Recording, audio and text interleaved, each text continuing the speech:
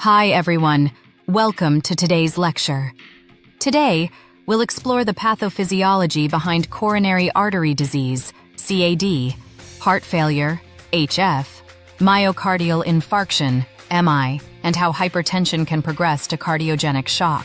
You'll learn how these conditions develop, the key nursing assessments and diagnostics you'll need to know, as well as the recommended interventions and therapeutics. Let's dive deeper into the pathophysiology so you can understand what's really happening inside the body. Process map for coronary artery disease, CAD, to heart failure, HF, CAD development, atherosclerosis. Coronary artery disease begins with atherosclerosis, where cholesterol and lipids accumulate on the inner walls of the coronary arteries, forming plaques. These plaques gradually narrow the arteries, limiting the flow of oxygenated blood to the myocardium. Inflammatory processes, along with endothelial injury and lipid buildup, are key contributors to plaque formation.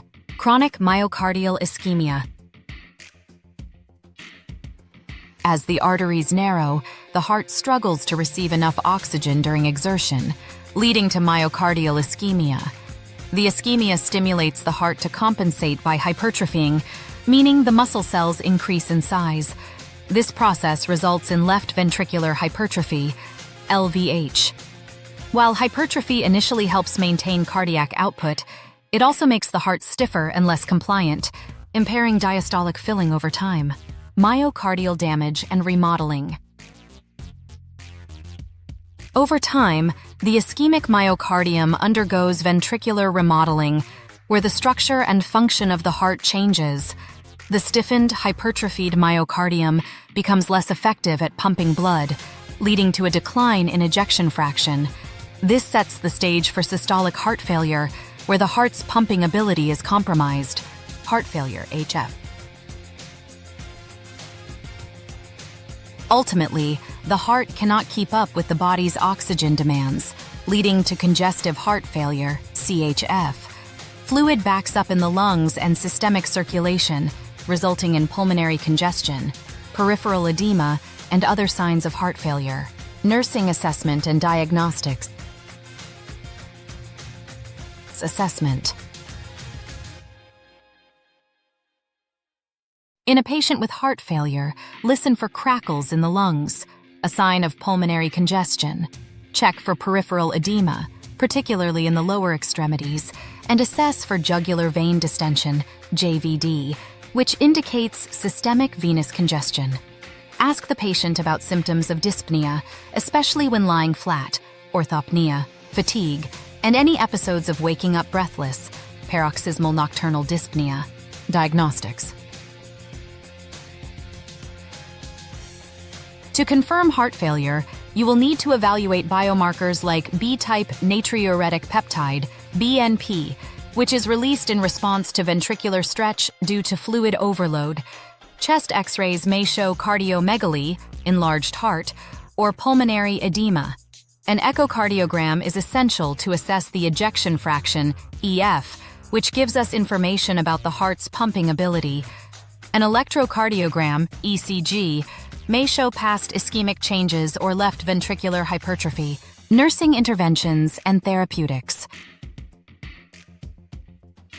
Positioning. Place the patient in a high Fowler's position to relieve pulmonary congestion and make breathing easier. Medications. Diuretics such as furosemide are used to reduce fluid overload. ACE inhibitors, like lisinopril, help by reducing afterload and preventing further ventricular remodeling. Beta blockers, such as metoprolol, are used to decrease heart rate and reduce the oxygen demand on the heart. In advanced cases, aldosterone antagonists like spironolactone may be used. Monitor. Monitor daily weights to assess fluid retention, track input and output, I&O, and observe for any signs of worsening heart failure, such as increasing dyspnea, peripheral edema, or hypotension. Process map for coronary artery disease, CAD, to myocardial infarction, MI. CAD progression and plaque instability. As CAD progresses, plaques in the coronary arteries become more unstable.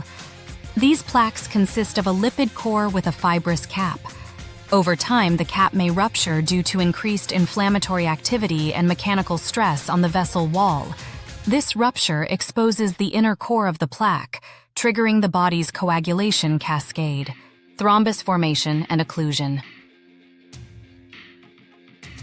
Once the plaque ruptures, platelets aggregate at the site and a thrombus, blood clot, forms. This clot can partially or completely block the coronary artery, further reducing or completely stopping blood flow to the myocardium. This results in acute myocardial ischemia, where the heart muscle is starved of oxygen. Myocardial ischemia and infarction.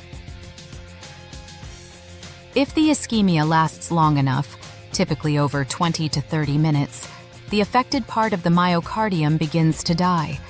This is called a myocardial infarction, MI. The extent of the damage depends on the size of the blocked artery and the time before intervention. Myocardial infarction, MI. The death of heart muscle cells triggers an inflammatory response. Over the next few days to weeks, the infarcted tissue is replaced by fibrous scar tissue, which does not contract like healthy myocardium. This leads to a reduction in overall cardiac function and increases the risk for complications such as arrhythmias, heart failure, and ventricular aneurysms. Nursing assessment and diagnostics. Assessment. Patients with an MI will often present with chest pain that may radiate to the left arm, jaw, or back. This pain is often described as a crushing or squeezing sensation. Other signs include nausea, diaphoresis, sweating, shortness of breath, and a sense of impending doom. Diagnostics. The most critical diagnostic tool for an MI is the 12-lead ECG. In a ST elevation myocardial infarction, STEMI, you will see ST segment elevation, while a non-ST elevation myocardial infarction, NSTEMI, may show ST segment depression or T-wave inversion. Blood tests like troponins will be elevated, indicating myocardial injury. A coronary angiogram may be performed to visualize the occlusion and guide interventions like PCI, percutaneous coronary intervention, nursing interventions, and therapeutics. MONA protocol. Start with the MONA protocol. Morphine for pain relief and to reduce oxygen demand. Oxygen if the patient is hypoxic, nitroglycerin to dilate the coronary arteries, and aspirin to inhibit platelet aggregation. Thrombolytics or PCI. If PCI is not available, thrombolytics can be used to dissolve the clot. PCI involves mechanically opening the blocked artery with a balloon catheter and possibly placing a stent. Monitor. Closely monitor the patient for complications such as arrhythmias, heart failure, or cardiogenic shock. Continuous cardiac monitoring is essential to detect any abnormalities in rhythm. Process map for hypertension to cardiogenic shock, hypertension, and increased afterload. Hypertension, or high blood pressure, increases the workload on the heart. Over time, the left ventricle must work harder to overcome the increased resistance, afterload, in the arteries, leading to left ventricular hypertrophy, LVH. This hypertrophy initially helps maintain cardiac output, but eventually it leads to diastolic dysfunction, where the stiffened ventricle cannot fill properly. Left ventricular failure.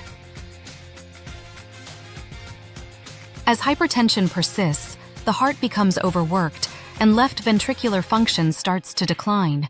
The ventricle can no longer effectively pump blood, leading to systolic dysfunction. This results in a decrease in cardiac output and blood flow to vital organs, reduced perfusion, and organ failure. As the heart's pumping ability worsens, blood flow to the kidneys, brain, and other organs declines. The body attempts to compensate by activating the renin-angiotensin-aldosterone system, RAAS, which increases blood pressure but worsens fluid retention and myocardial workload. This ultimately leads to further deterioration of cardiac function. Cardiogenic shock. Cardiogenic shock occurs when the heart can no longer supply enough blood to meet the body's metabolic demands. The result is systemic hypoperfusion, leading to multi-organ failure. Blood pressure drops, tissue perfusion is severely impaired, and cellular metabolism switches to anaerobic pathways, causing lactic acidosis. Nursing assessment and diagnostics. Assessment. In cardiogenic shock, you'll see hypotension, tachycardia, cold, clammy skin, and altered mental status. The patient may present with oliguria, decreased urine output, due to poor renal perfusion. Peripheral pulses may be weak or absent. Diagnostics. An arterial blood gas, ABG, will reveal metabolic acidosis with increased lactate levels, indicating poor oxygen delivery to tissues. A 12-lead ECG may show signs of ischemia or previous infarction, and echocardiography will assess the extent of left ventricular dysfunction. Hemodynamic monitoring, such as pulmonary artery catheterization, may be necessary to evaluate cardiac output and systemic vascular resistance. Nursing interventions and therapeutics. Inotropes and vasopressors. Inotropes like dobutamine are used to improve myocardial contractility, while vasopressors such as norepinephrine are given to maintain adequate blood pressure and organ perfusion. Fluid management. Fluid resuscitation may be used cautiously in these patients to optimize preload, but it must be balanced to avoid fluid overload and worsening pulmonary edema. Oxygenation and ventilation.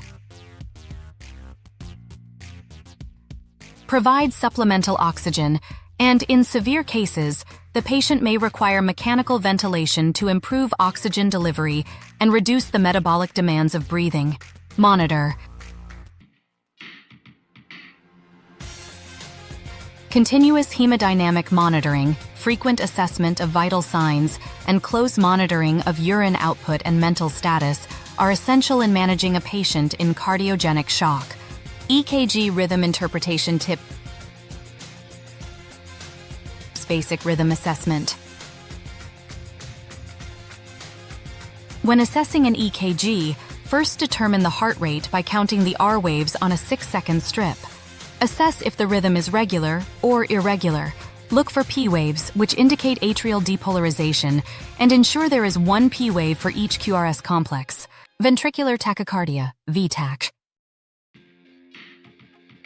VTAC presents as a fast rhythm, 150 to 250 BPM, with wide QRS complexes and often no discernible P waves. This is a life-threatening arrhythmia that requires immediate attention. Ventricular fibrillation, VFib. VFib is a chaotic, disorganized rhythm where no identifiable P waves, QRS complexes, or T waves are present. It looks like a quivering bass line, and the patient will be pulseless. Immediate defibrillation is required. Ventricular ectopi, PVCs. Premature ventricular contractions, PVCs, appear as early, wide QRS complexes without preceding P waves. They can occur in patterns like bigeminy, every second beat is a PVC, or trigeminy, every third beat is a PVC. Today, we explored the pathophysiology of coronary artery disease, its progression to heart failure and myocardial infarction, and how hypertension can lead to cardiogenic shock.